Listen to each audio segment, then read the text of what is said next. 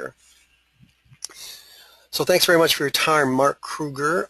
This is Mike Anthony, and Mark is educating me a little bit about why my idea for trying to get more granular with the type of office buildings we have in the education industry, why that may not work. And the idea was inspired by a conversation I had with the Trade Association, Building Owners and Managers Association, about a year or so ago, and they said we would like to see a little bit more granularity. We're seeing different types of office buildings, and they seem to fall upon this area where there are cloud-based type of enterprises and there still are paper-based enterprises. We wouldn't mind seeing a little more granularity there. The hope is that they wouldn't be overbuilding structurally. Now, I completely understand why when you start to touch the structural design of buildings that you're touching some very sensitive nerves, and I don't doubt it. But I also don't mind doing things that are impossible, and I actually have a taste for that. And if along the way of looking for this one thing we find some others, and it looks like we have, then we think that it might be a worthwhile endeavor. So this is an area where, in the architectural structural design, where the University of Michigan's consortia of universities has not gone in any depth. So we thought that we'd take probably one of the most difficult areas and approach it. And I'm grateful to have the time and expertise of Mark. So Mark now will be telling me why my proposal here is not optimal. And what you're seeing me try to do is to look at I have a deadline of, this is actually 2015. I'm using an old form. We have proposals to do on the 15th, and I'm trying to get greater correlation between the building code and the structural design document ASCE 7. And where we're at then is, because in the interest of time and because we have to prioritize, I focused on this area here. And Mark is now going to explain to me exactly why it's probably unwise to touch this. You want to go ahead, Mark? Well, I guess first of all, the proposal that you had was a change to Chapter 3 of the IBC, Section 304. Which defines different use and occupancy classifications. Right, so I'll go back there just so they can see what we're talking about. So here's me looking at business group B, and so we felt that we had another proposal here, I believe, that was right. Yeah. Is this the one right here? Yeah, that's that looks like it. Okay, that's right. So this is what we were trying to do here, and see, the NFPA, they regard this as mercantile, but Business Group B, they give a list. Okay, go ahead. Yeah. So this this is defining different types of use and occupancy in the code, and so you're trying to make a distinction between two different office types. You had an office type A for with storage, and office type B without paper storage. But what I was pointing out to you is that this is not a section of the code that the structural engineer would typically go to start defining the loads for a structure. The structural engineer is going to go to Chapter 16 and look in Section 1607 where the live loads are. Now you can't see that there's in the column, there is a column called occupancy or use. Unfortunately, that column is not well coordinated with Chapter 3. So the structural engineer isn't going to go to Chapter 3 and then back to this table. They're just going to start with this table depending on what the architect is telling them the use of the building is. But on a set of plans, when it's being sent up to the state for review or wherever it's getting reviewed, there's going to be some basic information about the type of facility it's going to be. There may be several occupancy use classes within the same structure, but getting a closer correlation there is not unwise, in my opinion. I would agree with you that a coordination between Chapter 3 and Chapter 16 would be a good thing, but they are not coordinated right now. So where would we approach it? Obviously, I focused on the office building part of it. Our proposal could be simply that could we go to? I'm going to go.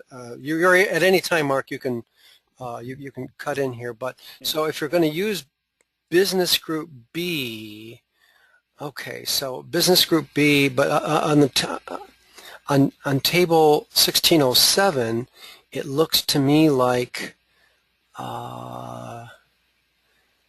they take this would be like a residential, so you could actually go and have another column here that would say this is section 304, whatever residential would be.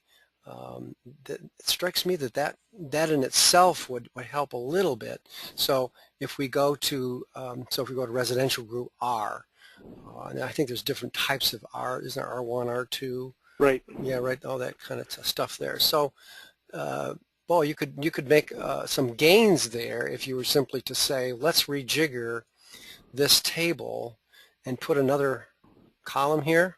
I'm not sure you'd put another column there. I think if you just took that column called occupancy or use in table 1607, and for each one of the various use groups up in Chapter 3, if you had, this particular, this happens to be uniform and concentrated load, minimum design live load values that you want to use, so you could have a separate design value for each one of those use types that are defined up in Chapter 3. But like I said, right now they're not coordinated. So right now the structural engineer would typically then just go to this table, and in your particular case, you're down in the office use group.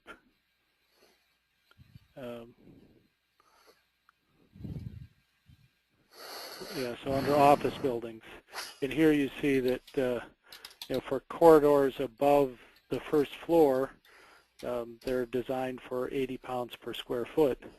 If there are file or computer rooms, they have to be designed for whatever the structural engineer deems appropriate, because there's not actually a value given there. So lobbies and first floor corridors are designed for 100 pounds per square foot, but general office space is designed for 50 pounds per square foot. And this is where what I'm trying to discern from you is where, it sounds to me like you're trying to say, okay, if we have some offices, so where we have offices defined here, we could have offices with paper storage and offices without paper storage. So offices with paper storage right now are designed for 50 pounds per square foot. If you had offices without paper storage, we'd have to have a value to put in there. Well, that's the fun part. The fun part is you wag a number like 40, and then you ask for the National Institute of Science and Technology to fund that research. To fund some research, yeah. You certainly wouldn't be able to, I can't imagine you would get a value that would be less than 40.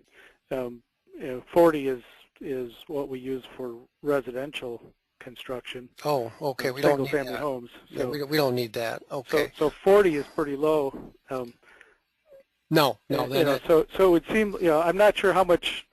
You don't have a lot of room to work there, then, I guess, between the 50 and whatever else you might come up with. So I'm just not sure if that's going to gain a whole lot of ground. I mean, I understand where you're headed with, our use of buildings is certainly considerably different now than last time live loads were studied. So it might be worthwhile to consider investigating what are current live loads. Maybe the 50 is too high. Well, that's always on the agenda, right? Yeah. Right. When I've talked to the other experts, your colleagues, I never said that I wouldn't try to put my shoulder into getting a grant to study all this. Of course, I have to rank it. You know, I've got only so many hours of advocacy time, but I don't mind having a study of that. Now, if you recall earlier that we had dealt with something interesting, I don't want to dwell too much on it, but whatever research is necessary, I don't mind saying that, you know, we spend something on the order of maybe 30, I'll say 15 to 30 billion per year on structural steel. That may mean a lot to people, and this may not be something that yields a lot in terms of avoided cost, but again, it's personally attractive because it hasn't been touched for so long. The best I can tell, and nothing in my experience, and I work across 20 different standard suites. You know, getting IBC and NFPA and ASHRAE to correlate, that's one of my projects or one of my proposals out there. You see the same phenomena, but you need to get data in there. So getting back to here, Nate Sosin brought this to our attention. It looks like they're not going to let us see it anymore. Well, the National Institutes of Science and Health Structural Design Requirements, they actually, is it going to come back up for us? It looks like we may not be able to get to it. All right, so they must have moved the page. So getting back to where we might want to, so we actually, this is the draft proposal page and all known applicable standard passages. So what I did here was this looks like it's more of the same. So this is another version. So, is your opinion that there might not be enough to work here? Certainly, we can get the formatting fixed. Getting closer correlation between between the chapter 3 and this, that might be something that I could do relatively easily, and get one of my architects to look at that more carefully, and we could say, well, all right, what can we do? I keep going back to this. What can we do? Suppose, just as a matter of heuristic, we were to try to say here, is this a table? Are we able to do something with a table here? So I'll just take a guess that I can. Table, layout, design, layout, insert to the left, for example. Okay. And then we would, I don't know why it gave me 2 of them, but I'll just live with one of them. And so then we would say this is section 304, whatever it was. So, and let's go over here to, if we were to go over here to 1607 again on live loads. And armories and drill rooms. Well, that's interesting. So let's just see how that tracks. Armories and drill rooms. Let's see if that armories. So, well, that's interesting. So it shows up here, but it doesn't show up there. So then I would say, what would that possibly be? Would that be an institutional group? So then we would say, we would add armories and drill rooms. See what I'm driving at?